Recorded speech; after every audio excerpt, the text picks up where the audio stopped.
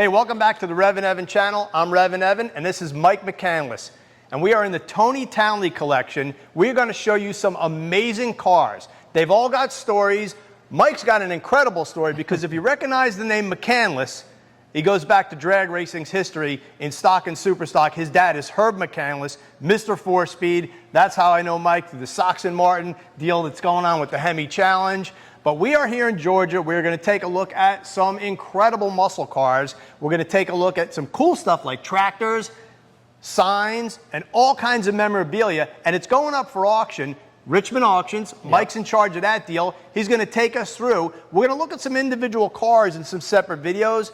But first, Mike's going to give us a tour. There's about 25, 30 cars in this building. There's much more to see. Mike, incredible. Take it away. Yeah, I mean, it's a pretty incredible opportunity for us at Richmond Auctions. We're known for selling the high-end advertising. We're known for selling the big money signs. And sometimes it might surprise people, as you've been surprised today walking around here, when I go and point out a sign and be like, well, this sign's actually going to sell for more than probably a third of the cars that are in here. And it's like, your head kind of explodes. I literally was blown away. I had no idea the value of some of these original signs. We're going to get into some of that and the details and what makes them so special. But Mike, holy cow, this collection. Yeah, that's the easiest way to say it, is just holy cow, because it's super diverse. It's 100 years of the automobile, going all the way back to 1907, all the way back to some modern stuff of, you know, all the way up to 2020. But it's the diversity and the strength in each of those decades that's really surprising. A lot of times, like myself, I'm a hyper-focused collector. I do 55 to 61 Mopar and then my dad's old race cars. With this, the brand was irrelevant. It was, I'm going to go find the best stuff that I can find and put it all together. So that's the part that's really cool, because no matter what you're into, you're going to get exposed to something else, because you're going to come here for what you love. Obviously, Mopar, and obviously we can see right behind us, there's, you know, some really strong Mopars. But as being here and being part of this process, I've learned a lot of stuff about, I mean, a lot of different cars across a bunch of different years. Sure. Now we are going to show you some desirable, fun stuff. So what do you say we get started and take a walk around? Let's do it, man. We can start literally right here. If you want to go into that, I mean, literally the first car you're seeing as you come into here. Shocker that I pick a Mopar to start with, right? Yeah. But I mean, this is a benchmark Daytona, meaning it's what you use if you're restoring a car. You comp it against it to get sort of everything right. For your restoration. 3,000 mile car, 440 automatic. It looks restored from 10 to 15 feet away. And so when you find out that it's original, it's like, man, your mind gets blown. But sitting directly beside it is How another many miles unrestored. did you say? 3,000. Wow. Yes, 3,700 is what's on it. And beside it is a bird that's only got 7,000 miles on it. So between these two cars, dealing over 50 years, there's a combined 10,000 miles on them, but they're unrestored. And you know, you only get one shot. Right. Don't get me wrong, there's beautiful restored cars that are in here. There's also a handful of really ridiculous, you know, original cars. And what's great, it's across all brands. So don't worry, there are unrestored Fords in here. So we will get to those. Yeah, and I mean, if you take a look at this car, and then I had a chance to take a look at that other, the Superbird. Yeah. You're so used to going to Cars and Coffee or a concourse show or some type of event where you see the best of the best, and I'm using air quotes because right here is the best of the best, but it's somewhat crude because like you see a 67 Shelby is a perfect example. They're always over restored. The fiberglass looks perfect. Right. Perfect gaps, everything. Yeah, I mean, look at this car. There's oddball gaps. Yeah. Nothing's fitting correctly, but that's okay. It doesn't devalue the car. That's how it was back then. Yeah. And, you know, that's the part that's really cool, because in this little pocket, you're seeing the wing cars, and obviously it's easy to gravitate towards those as a Mopar guy. But, you know, as soon as you pivot, obviously big racing history, and you can talk about all that, but you can make a turn, and it doesn't matter which way you go, because either you're going to go to the unrestored Yinko Camaro that's over there, which is ridiculous, or you come over here, you know, to the 409 that he's got. Factory lightweight car, 1962, 18 of them built, 2 of them exist.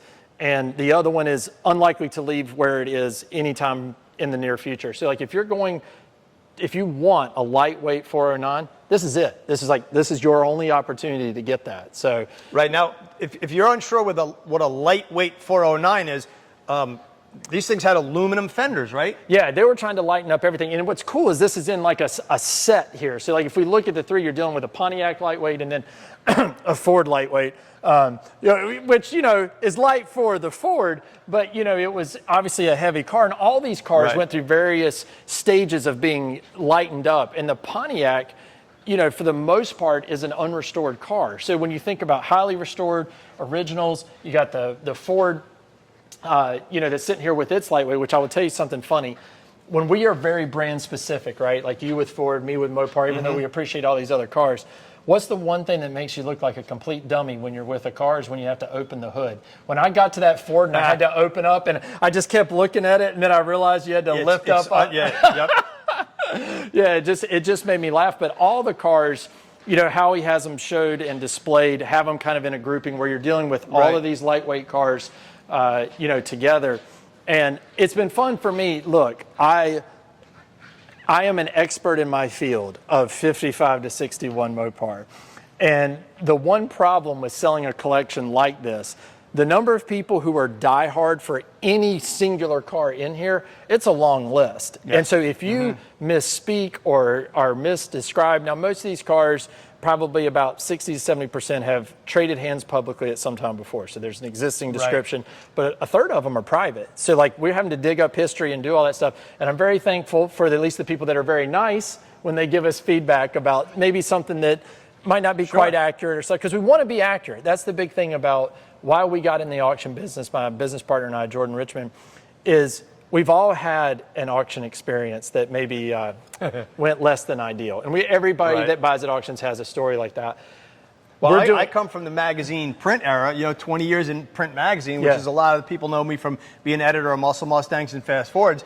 And you know, when you're a magazine guy, you are putting yourself up on a soapbox. Correct. And once you type it and it goes to press, it's there. You better get it right, whether it's somebody's name. It's not like the internet where you can go back and change it. And that's like, to your point, we do like, hey, if I'm wrong, correct me. Correct me. And you know what? I'll accept it. And we all make mistakes. But that's how life goes. Just know it's not intentional. We just love cars. The cool thing about these three, like you said, they're all white. They kind of fit that same genre. And the muscle cars of the early 60s, unlike as we got into the mid and late 60s, the muscle cars were full-size cars. Yeah, 100%. With big, giant engines in them. Right. They weren't the intermediates. So these are still full-size cars. You got a Catalina. That's got to be a 421, right? Yep. Mark, check this out real quick. So obviously the Chevy, the 409, dual quads, 4-speed, Dyno Don history, and then you can see it's got that cutout headers underneath. But the Pontiac 421 Super Duty, look at that aluminum intake for 1962, I think this is 63. This is 62. 62, okay. Dual quads. It's a big giant car. So Pontiac's unique right here. The wheel is all aluminum and it incorporates the drum, the brake drum on the opposite side into the wheel. So when you needed brakes, you took the whole wheel off and cut the drums. They're held on by 10 lug nuts, and that's a Pontiac wheel, aluminum lightweight. And this car's got the 4-speed, the bench seat, and then we move over to the Ford. I mean, called a lightweight, but you know, it's a 4,000-pound car. And one of the things you'll always see across almost everything in his collection is it's manually shifted. We love the manual. When you start looking around and you go, wait, that's a stick car. Oh, wait, that's a stick car. That's a stick car. It just continues to go on and on. And that's my theme for life. I love manual transmissions. As my buddy Ed Hohenberg says, you want to be a part of the acceleration process. That's a good way of saying it. Yeah. And if you have a 5-speed, you get 20% more fun. So the 427 under the hood, you can see the fiberglass hood. This is a 63 and a half model. And then obviously 64 is when Ford built the Thunderbolt. So they basically took this very similar engine, the 427 dual quad engine, rated at like 4.25 horse, and put it in a smaller intermediate car, called it the Thunderbolt, went drag racing, and the rest, as they say, is history. Right, right. And I mean, that's the cool part is you can, because you're dealing with 100 years of cars, you see the change over each decade. You know, it's not like you're just pigeonholed into the prime muscle car era, because this is really the muscle car era, the start of it. Exactly. And you get to see its evolution into more purpose-focused, you know, race cars. Yeah, and even the fact that, like, a lot of people say today, like, oh, the Mustang looks like this or that looks like that. I mean, if you look at those three cars, they have almost similar silhouettes. Yeah. If you look at them dead from the side, the styling of each era is kind of like the styling of each era. Right. Speaking of styling, not to hold us up, but the Daytona and the Superbird are completely different cars. If you're a Ford guy especially, you might not recognize that. But the front clip is different. the back window is different, and the wing is actually different. And all Superbirds, correct me, you're the Mopar guy. All Mopars, all Superbirds had vinyl roofs, right? Yeah, correct. Because there's always been, you know, Dad raced the Sox and Martin Superbird, and at one point it had a painted roof. And so there's always been like people talking, and I try to stay out of the internet theatrics and fighting of all of that stuff. And that's always a comment that comes up, and Buddy's, you know, clarified some of that type of stuff. So, but yeah, here we are getting closer to your wheelhouse here. Yep. I mean, Shelby Mustang, 1970. You can tell it's a 70 because 69 and 70s are basically identical. The 70 has the black paint on the hood. And so the 69 is an easy way to tell, did not have the black stripes. Okay. Same car. Now, I don't know if you probably know this, but so the 70s were actually unsold leftover 69s that they revamped. Right. Yeah, a lot of people, as you know, as I'm learning through having people contact us, you know, that's what I was told, is that the 70 is basically a holdover, you know, from 69. Obviously, convertible, you know, Super Cobra Jet, drag pack, convertible stick car. Like, I mean, check the box, check the box, check the box. Yep, I mean, all the good stuff, right? Yeah. And it's got bright paint. That's one thing I love about Mopars. They were not afraid, they were not shy about paint colors, where, you know, Ford on a lot of their muscle cars, that Wimbledon white, which it's very classy and timeless. Right. But man, you look at the Mopar palette and it's like, wow. Lots of colors, yeah. Yeah, so it's nice to see one here. And it's, like you said, it's a 4-speed, and I'm not a convertible guy, but this would be a great car to cruise. Oh, God, yeah. Yeah, no, absolutely. And it's cool to see what is literally a purpose-built race car, in a way, given how all the boxes were checked on it. But it's sitting directly beside a car that actually is, literally. Literally built for SCCA racing, the first Shelby Mustang, a 65. This car is really, really cool. So you're going to want to see this. I'm going to let you go full ham on this, because this is all you, baby, right here. Yep. So 65, first year Shelby, there was like 560 something of them built, I think. I don't know the exact number. I'm not super expert guy. But the very first thing that you see is the car looks like it was not dealer prepped, because if you look at the wheels, you'd go, what the heck is going on with that? But believe it or not, steel wheel, that was the standard wheel, and the side exhaust. The other thing that's immediate that you see is no Le Mans stripes. So I think something like 25 or 30% of the cars did not have stripes. Today, every 65 Shelby you see has them painted on. The Guardsman blue stripe, which is the same color as the side stripe. They all had the side stripe, but they did not all have the stripe. And it really makes the car unique, because that hood scoop is pretty much iconic, and you know that's the Shelby scoop. But seeing it without the stripes gives the car, in my mind, a completely different look. Like, you're almost like, is that a Shelby? Right. Or is that not a Shelby? Right. But 306 horsepower, they took the Hypo 289 engine, 306 horsepower with the tri-wide headers, and Shelby had a couple other tricks up its sleeve. The 65 has like a traction bar setup that's unique to the 65 that I think they got rid of even in 66. 66, they went to the rear window, a quarter window. So you only know a little bit about this, not much. Like, you, I mean, you only like this car a tad bit, right? Just what I've memorized, you know? But obviously all manual transmissions. All the 65s also had no back seat. Okay. And the reason they did that was so that Shelby could call it a sports car, so it could compete in SCCA against the Corvettes in the sports car class. If they would have left it 2+2, by the rules back then, it would technically have not been a sports car. Interesting. Today, we call everything a muscle car. We call everything a sports car. But it was very specific in racing rules back then, what they did and didn't do. So I guess we could take a look at the engine, right? We can open the door and mess around with these. This car is beautiful. Oh, my God. Do you see how that door opened? Watch this, Mark. I mean, it just pops right open. Beautifully restored. This is such a neat car. Man, they came with, obviously, the tack and the gauges and all the good stuff, the wood rim steering wheel with the beautiful Shelby logo. I think early cars, there might have even been a different steering wheel. I think there was 2 steering wheels that were available based on how early or late your car was built. And that's, even with the Mopars, I think, some of the cars back in the day, the availability of parts kind of dictated how your particular car, how a particular car got built, because they might have ran out of this or ran out of that. So that's why I love when people are like, they only did it this way, and it's like, no. Here we go. high winding 289, tri-Y headers. But I mean, what do you say? Just the Coney shocks from the factory or from Shelby. Every Shelby will have this tag right here and will be in the registry for Shelby people to talk about. Oh yeah, we've had a lot of interest in the car. We've had multiple people, come to inspect it and check it out. That's one of the different things about this auction. Most auctions, cars show up 5 days before the auction happens and then they leave about 5 days after. Given this is a static collection, these cars are available for preview between whenever you see this video all the way up to October 24th and 25th, and then obviously during the auction itself. So it's one of the things where people, if they can't make the auction, or quite honestly, you want to spend time with a car without a bunch of people around, and really take your time and look at everything.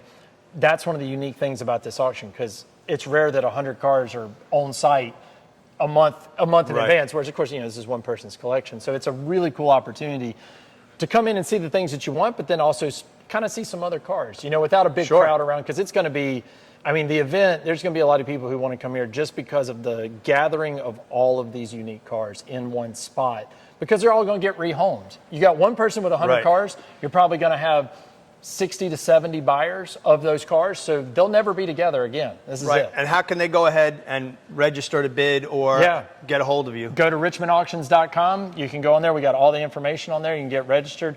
If bidding on these cars isn't something that maybe you're able to do, but you want to come out, there's a general admission. You can come in and enjoy them and see everything. So that way you can actually take in all this history. Right. So, I got to check one last thing on this car, because it should have the battery in the trunk. Of course, I could have just looked under the hood and seen it missing, but there you go. Yep. Battery in the trunk. Yeah, this is the real deal. Weight distribution, obviously. Just such a neat car. This thing is spectacular. Yeah, and I off the top of my head, it's in the description, but it was shown at one of the significant shows and had an absolutely phenomenal score. It was to be restored to be that showpiece. Unfortunately for some people, this is a car that it's seeing track time or driving time probably not in its future. It's probably going to be more of a of a display car, and it was restored to be that. So it's got all the documentation with the restoring and all that other stuff. Right, and I think we'll do a complete video on this car, so we don't spend too much time on it. You think you want to spend a little bit of time? Because if you don't want to talk about that, I guess you could talk about. I know you'd rather go that way, but I'm going this way. And I love the layout with the barn theme. This collection is just displayed beautifully. But 4 Fords in a row, and actually, I'm going to eat my words before about white cars and Ford colors, because Mark, peek down here and look down the line. Boy, you've got colors that are just absolutely popping, and you've got 4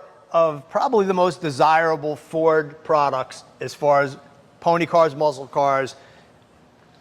If you could check any box, you're talking 429 Boss, you're talking Mach 1 Cobra Jet, a Boss 02, and then I'm not even going to tell you what's down the end. I'm going to make you watch, because it's probably one of the rarest and neatest Ford muscle cars ever built. Ever built.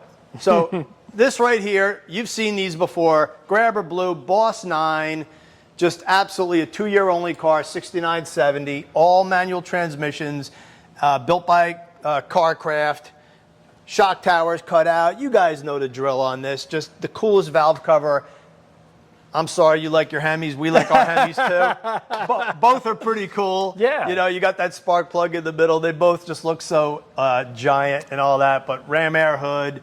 And what's cool about these cars, this is part of when I mentioned that cars were bought privately as well as at public auction, this whole stack was from one private collection. Very significant Ford collector.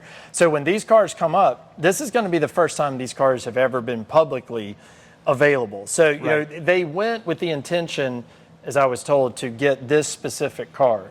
And like how car deals go, sometimes you start at this price for one car, and then you start having to go, well, what if I had in that car? And what if I had, and eventually you get to a cost average that started to make sense. And so they actually picked up 5 cars from this gentleman, and they're all incredible. This one has actually never been cranked. This car was to be restored as a pure 100-point show car down to every detail. Now, I don't know if this is true, because I don't know Ford stuff, but I was told that the exhaust was a new old stock exhaust that they bought for this, so it's never even had anything through it. And the price that was paid for that exhaust blew my mind. Right. And I was just, where you're going to get it. But if you're trying to go for that level of a car, and that's why you're going to see all the markings in all the places, you know, everywhere, all the oversprays where it's, you know, it was required. And the consignor, at the time of this video, we do not possess them, but we will probably by the time that it's done. But the consignor had billets come through, and there'll be reports on all these cars. So anybody that wants super in-depth detail will be able to provide them. He's talking about Jason Billups, renowned Mustang restorer and sort of Ford connoisseur. Be able to tell you all the things. He can authenticate a car for you. And, you know, it's like the jury's out, I guess, on over-restoring or restoring the original. To me, a car's only original once. Then it's restored. It can be restored to like original. But like going through the painstaking process of doing, you can see here, Mark, like, you know, putting the X and getting it the exact color and then recreating or finding these type of stickers that would have been on the car that the original owner probably said, oh, that's ugly. I'm ripping that off of there. I don't want that stupid thing on my car. But it just, you may love it, you may hate it. I dig it in certain cases because it's a timepiece and it's kind of a historical way of looking at a car. There's something for everybody. That's the thing.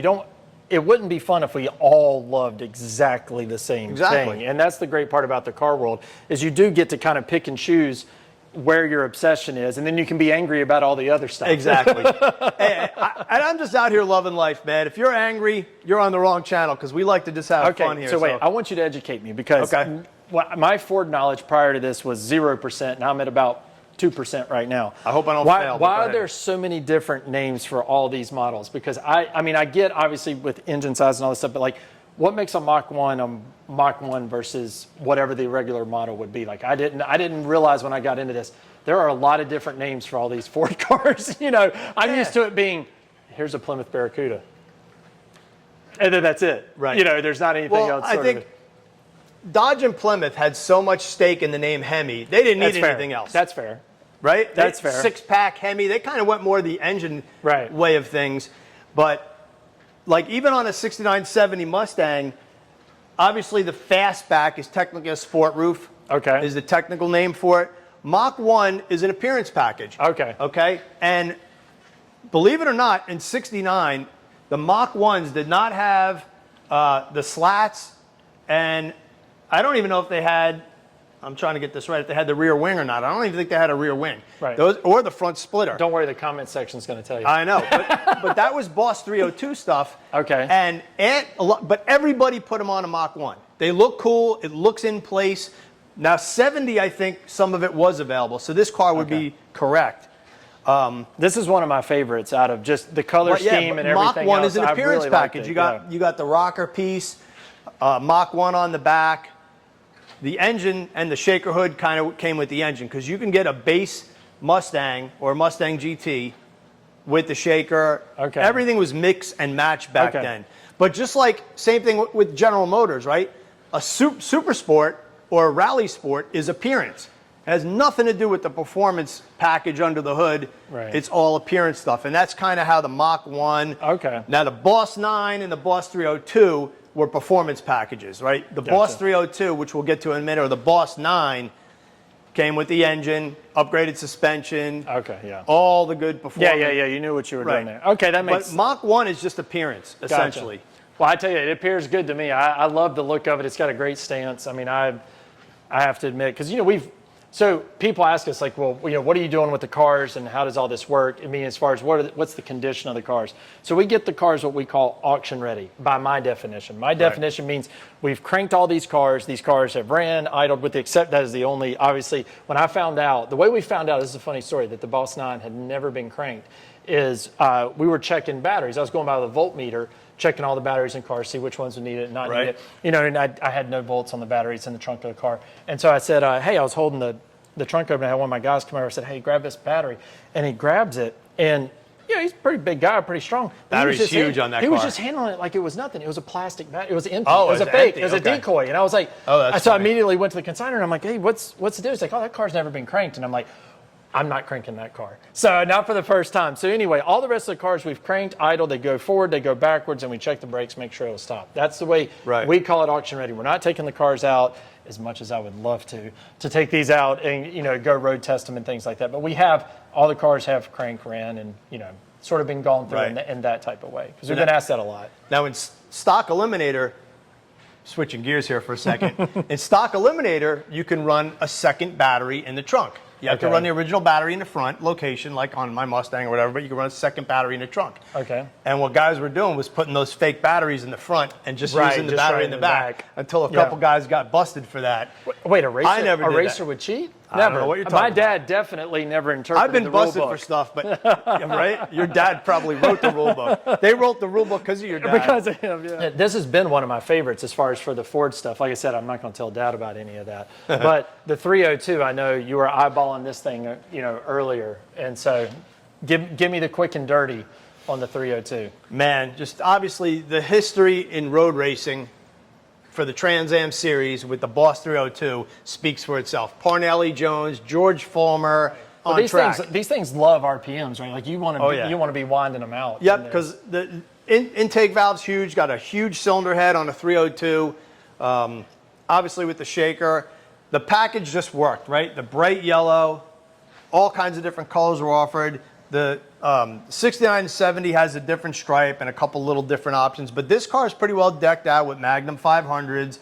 It kind of like checks all the boxes. Just a wonderful car. I mean, these things are fast for a 302. It's not going to run with a 428. Obviously, yeah. But it checks all the boxes. Kind of a basic interior, believe it or not. I mean, the 6970 interiors are wonderful. I mean, you kind of sit low. It's got the two humps to the you know, kind of a jet fighter dash. It's a little dark back here, so it's hard to see. But only a two-spoke wheel, no console in this car. But that's okay. I mean, it's still a Boss 302, and it's a fun car. I personally would like to have one of each. That way you have your big block. Cover the whole spectrum. Yeah, and then you got your small block. But what's funny is you can say that. You're like, oh, I'd like to have the buffet sort of that's here. But let's be honest, since you've been in here and you saw one of the cars that's in here, it felt like it maybe spoke to you just a little bit, maybe? Maybe just a little bit? Yeah, so this car, I've seen a few of these, and I've actually seen another Cobra Jet version, but I've never seen one with this configuration. So what we're looking at here, folks, and we're going to go deep on this one in a separate video, this is not a Torino. This is a 70.5 Ford Falcon. Ford Falcon, right? Smaller, doesn't look like this, but for 1970.5, right here, the last Falcon, actually kind of like the bottom of the line as far as this body style, because it's not a Fairlane or a Torino. Okay. Different roof line on the back of this car. Every one of these Falcons has a post here, not a hard top, so when you open the door, it's got a frame, and it's got a B post, as opposed to a hard top. And then it's got this kind of funky, somewhat formal roof line that is unique to this body only. And this one, it's got the 4-speed. When he does his deep video on this, it's going to be an hour. Be ready for that. Yep, it's got the 4-speed, but Mark is showing you right now what it's got, which is the Super Cobra Jet 429, not just a Cobra Jet, but a Super Cobra Jet, backed by the 4-speed. And this car, I mean, I've seen him in white, but with the orange paint, the orange painted wheels with the dog dishes, just has that sinister Friday night street race look. Of course, the shaker gives it away a little bit, but 375 horsepower, I believe, on this. Look at that shaker popping through. Just super cool. And bench seat 4-speed. So it's a little bit incognito for a muscle car, but I mean, it's kind of the last of the Mohegans. I think these were still like over 11-1 or 11-1 compression. We were kind of coming to the end of the muscle car era. By 1971, everybody but Ford had lowered compression ratios. Ford hung in there till 72. But well, you know what's funny? We started this video talking about, you know, unrestored cars and low mileage, obviously, with the Daytona. When I told you that the Daytona you know, was a 3,700 mile car. Right. You know, you couldn't believe it. What's the mileage on this one? It's in the 2000s. And this is 2793. And it's unrestored. This is an unrestored car. Really? I left all this out. I didn't want to tell him because I could tell how hard he was on this car. And I'm like, I'm going to wait till we get, look at this. Look, he's having flashback moments right now. I mean, that's it. This video is done. He can't get out of the car now. New cars, you got the shifters in the middle. Old school muscle cars, the shifter rods are on the left side of the trans, so it puts the shifter right near your leg. And then you're looking out over that cool long hood to see that shaker with the Cobra Jet on the side.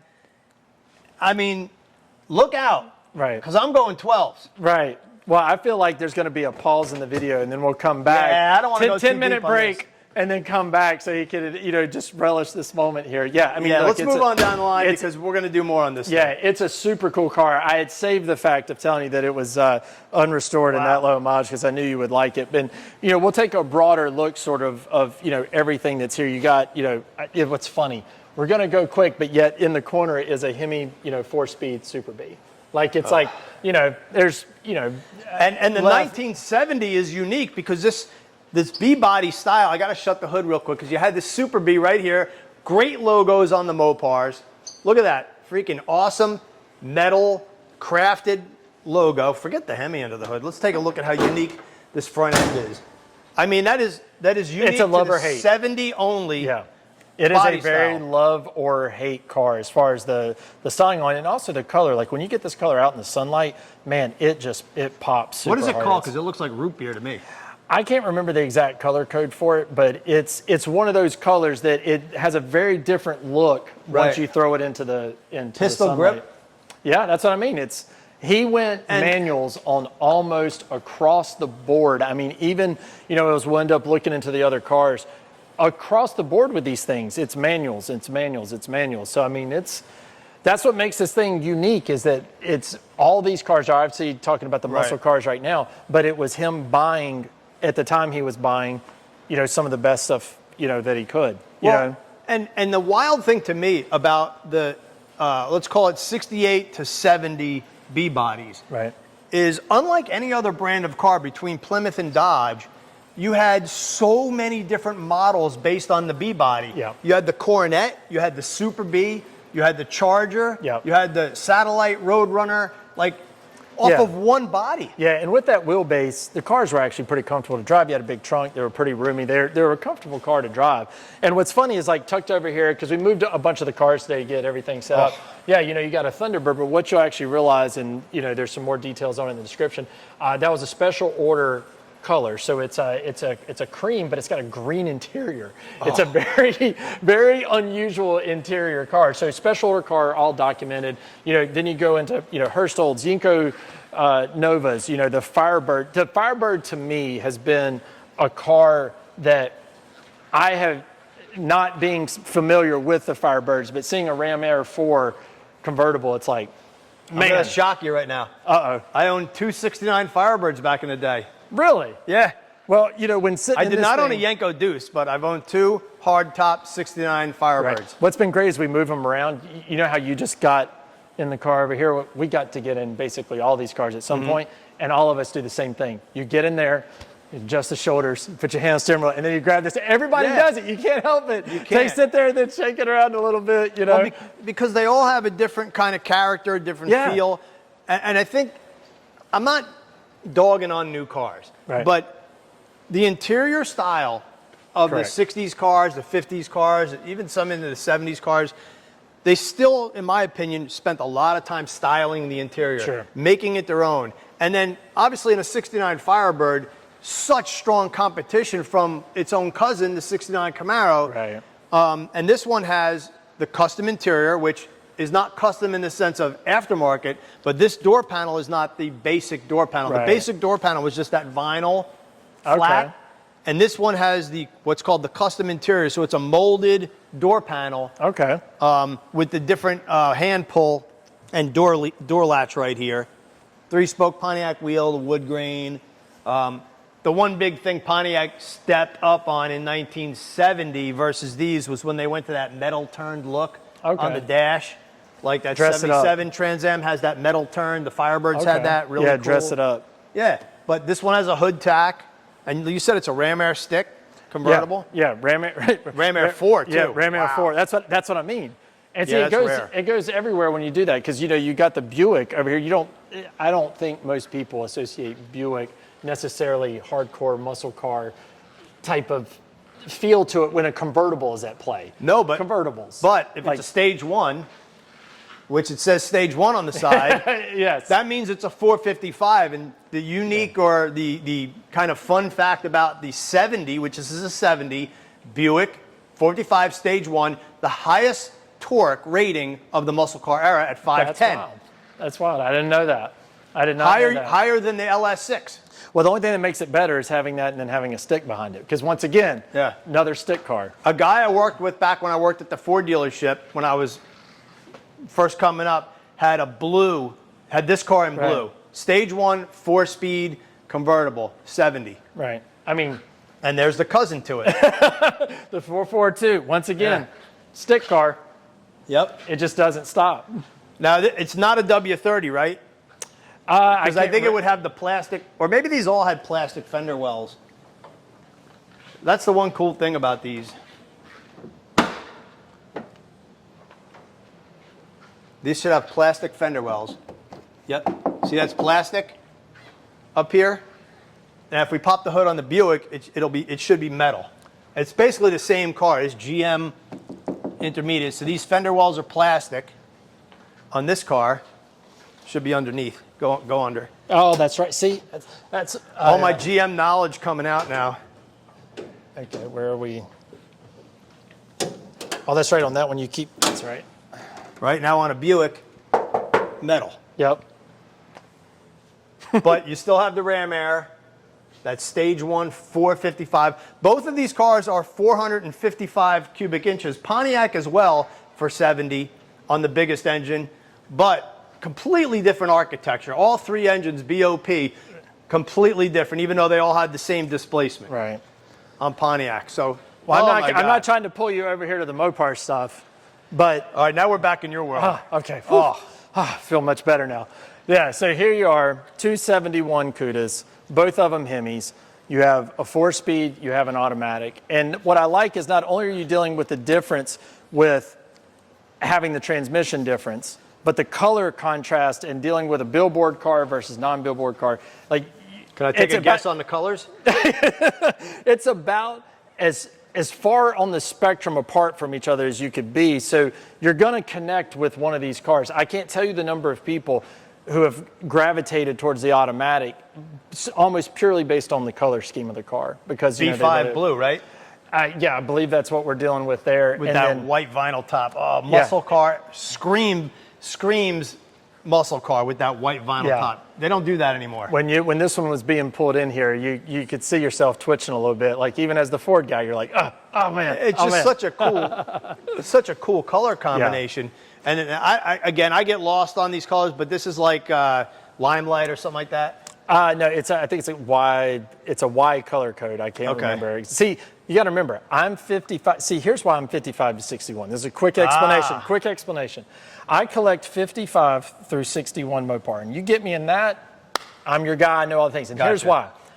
I can be an idiot and collect those cars. And what I mean by that, I don't have to check a stamp. I don't have to worry about the right screw being used. There are no aftermarket pieces for it. So if the car's been wrecked in the past, it's real metal, on the car, not something that's aftermarket. And so all of the questions that get asked that create the value differences in the muscle cars don't exist in the era that I collect. So see, it allowed me to sit there and collect and somewhat confidently buy when I was buying. Whereas in the muscle car era, the difference between the top cars and the middle and the bottom, I mean, that's a big delta. Oh, and then the fakes, not fake, clones or whatever. Right.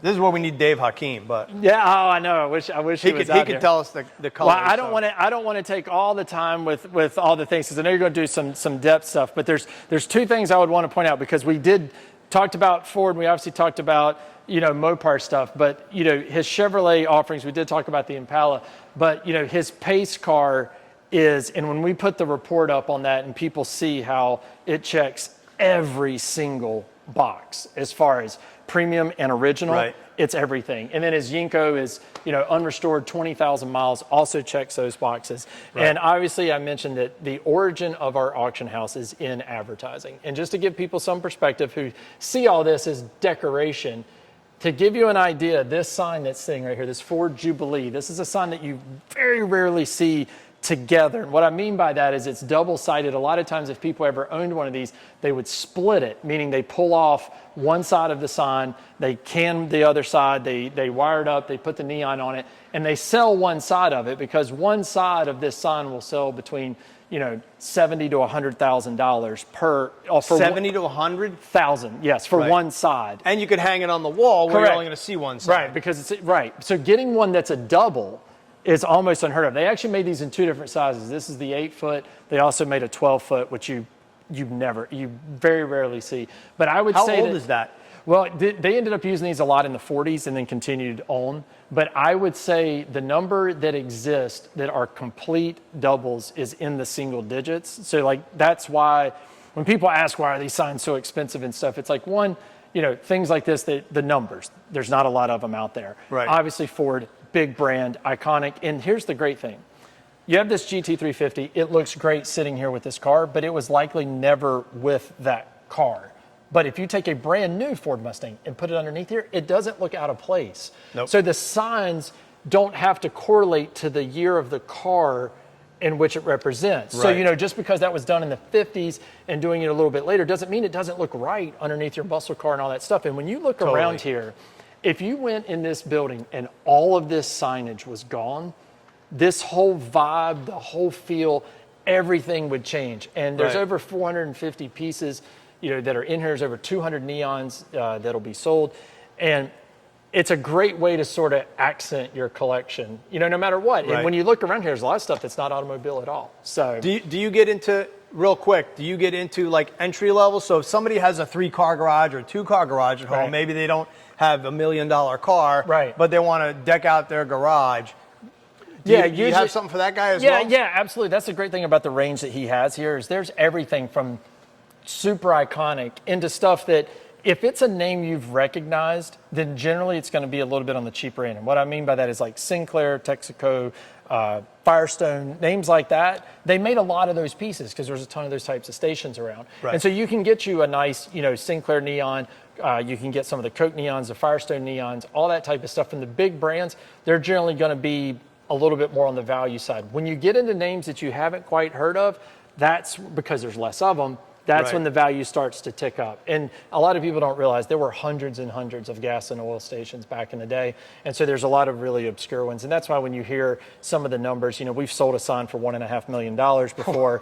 And so when My knees people, just got yeah, weak. I know, right? And so there is that spectrum, but there's plenty of stuff out there. There's something here, whether it's cars or whether it's signs, there's something here for everybody. And that's what I love about this auction. This isn't just, we've looked at this hyper premium stuff. And I think once people see some of the rest of the videos that you're doing, there's everything in here from, you know, an entry level collector all the way up to somebody who's trying to complete literally like a holy grail type collection. Yeah, and there's multiple buildings. We saw tractors. We saw way more signs, antique cars. Yeah.